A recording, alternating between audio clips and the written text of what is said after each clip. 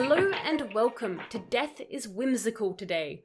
My name is Talasan, and this podcast takes a lighthearted look at strange and unusual events throughout history which have resulted in the death of at least one, if not multiple people, whether that be by nature, accident, or good old-fashioned murder. Today we're going to look at the Lagos Armory Explosion. So this takes place in Nigeria in its second largest city, Lagos. Now, to the north of Lagos is a Nigerian army base. It's mainly used for army personnel and their family members to live in, but it's also used as a storage area for such casual things such as high-caliber bombs and various other explosives. Now, that would have been fine, except when I said this is to the north of Lagos, I don't mean you drive 10 kilometers out of the city to reach it. I mean it's right in there. There's a market area to one side of it, there's roads around it, there's buildings around it. It's really in there near all the civilians. Now, in 2001, there was a small explosion incident on the base. The city officials obviously took notice and were like, hey, Nigerian army, how about you move the armory away from here, or you could modernize it so it's safe. You know, two options. Would you like to take one of them? Keep the civilians safe? The Nigerian army responded with no action. So that's great. But let's jump to 2002 on the 27th of January. And that market area I mentioned being right next to the base, a fire broke out in it and very quickly got out of control. So much so that it infiltrated the military base, and by 6 p.m. it had found the main munitions storage area. That's not great. So the fire has now spread to where the main explosive material is being kept. It causes a giant blast, which almost immediately kills 300 people, the majority of them being the military staff and their families. It also destroys several nearby streets. So this blast is massive. It collapses buildings surrounding the base, trapping people inside. It shatters windows up to 15 kilometers away, and the blast itself can be felt more than 50 kilometers from the site. What also ends up happening is that all the debris coming from the explosion is pretty much on fire, so it starts to spread small pockets of fire around the city. And those people who are trapped in the collapsed buildings, it turns out a lot of them now have damaged cooking appliances, which themselves start to create small fires within the buildings. So we now have the fire at Ground Zero, the military base. We have fire flying through the air and just setting various things on fire, and we have fire inside collapsed buildings. Everything is burning. For people who can't see that it was the military base that has exploded, this is incredibly concerning because a giant blast has gone off, buildings are collapsing, it's raining fire. The reason why this is even extra concerning for the citizens is because Nigeria has a history of political turmoil, often with the military rising up and grabbing power by a military coup. A lot of people end up thinking that they're actually being attacked by the military, that this isn't an accident. So they leave their homes and they try to flee the city, creating very thick crowds in the street. So this is what we would call a bad situation, but it's about to get a lot worse. You see, when the explosion went off, it actually sent up into the air a bunch of unexploded shells, grenades, and bullets, and gravity has now decided to send them hurtling back to Earth into the crowds of people.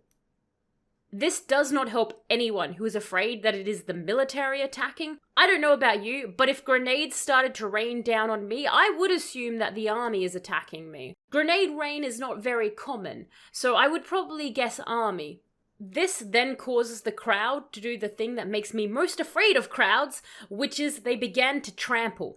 The people panic, and so a trampling is on. This is why I never go near crowds, and I suggest you don't go near crowds. If you see a group of 5 or more people, don't go near them. You're starting to make a crowd. Crowds are dangerous. Now, I see crowds the same way I see the ocean. There might not always be a shark in the ocean, in the same way a crowd might not always trample people. But you never know when a shark or a trampling will occur. So the situation has very quickly descended into chaos. People are just pushing, shoving, they're all getting separated from each other. Some people see the busy highway and they decide to try and make a break for it. So they jump the barrier and they just gun it. That ends about as well as it ever does for anyone trying to cross a busy highway.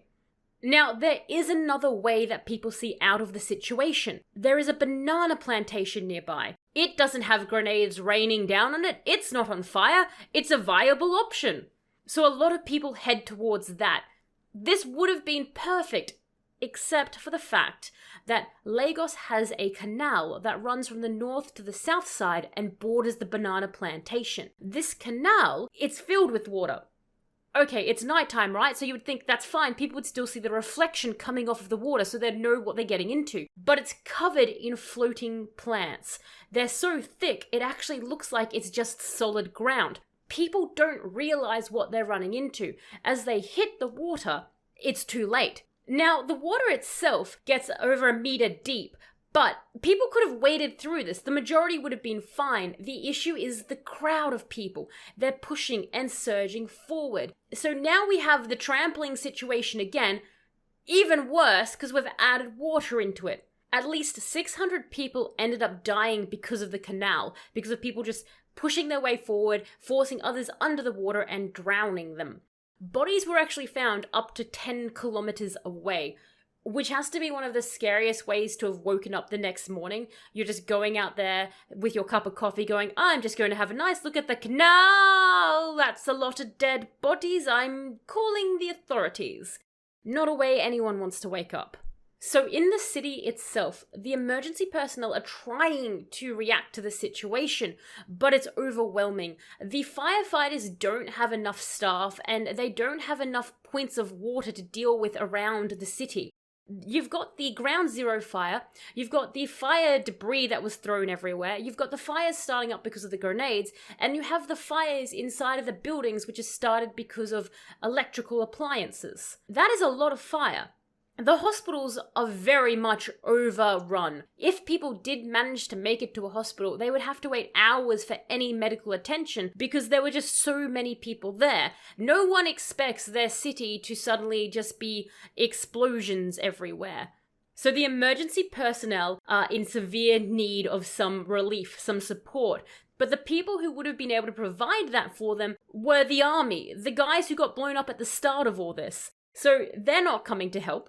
The Nigerian army did send in more people, but it wasn't until late on the 28th they appeared in significant numbers, by which point the fires were under control and people had actually started to return to the city in an attempt to try and find their lost loved ones. About 20,000 people had actually fled that night on the 27th, just to give an idea of just how large the number of people trying to exit the city was. So a large amount of damage and human displacement has been done here. The Red Cross showed up to help the situation, and they very conservatively put the total number who died from this at 1,000, though other people put up as high as 1,500. At least 5,000 people ended up getting injured from this, and 12,000 were left homeless. The rebuilding of Lagos was a very lengthy and expensive process that took years and years, during which a lot of people were homeless and also struck very heavily by poverty because they had lost their livelihoods. Because this was in a city, it wasn't just homes that were destroyed, it was a lot of businesses as well.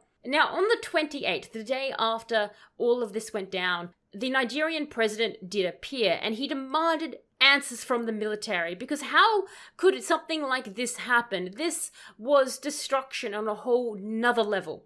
The commander of the base, which exploded, he actually hadn't been present when it went down, so he was able to offer a statement to everyone, and this is what he said. On behalf of the military, we are sorry. This is an old ammunition depot with high-caliber bombs. Some efforts were being made in the recent past to try to improve the storage facility, but this accident happened before the high authorities could do what was needed. To me, that reads as, yeah, no one signed the paperwork. Oopsies.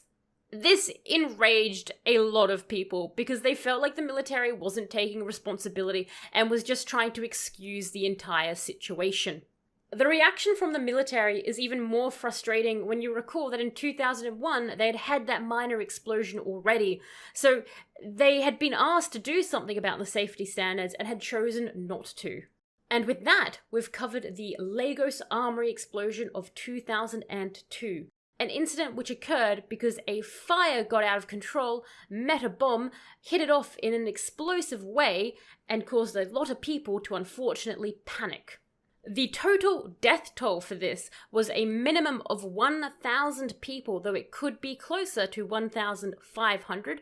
At least 5,000 people were injured, and the lead cause was not the fire or the explosion, but in fact the canal, with at least 600 people drowning in it.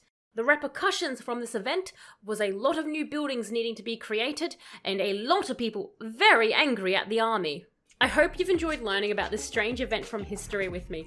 If you have, let me know which kind of kitchen appliance you would like to spontaneously set itself on fire if you were trapped in a building with it. For myself, I would pick a blender, because something about a blender being on fire just seems right to me. The next episode that will be coming up is Franz Reichelt, an inventor with a little too much confidence and far too much height. Thank you so much for listening. I hope to vocally barrage your brain next time. Have an absolutely fantastic rest of your time zone wherever you are. Bye!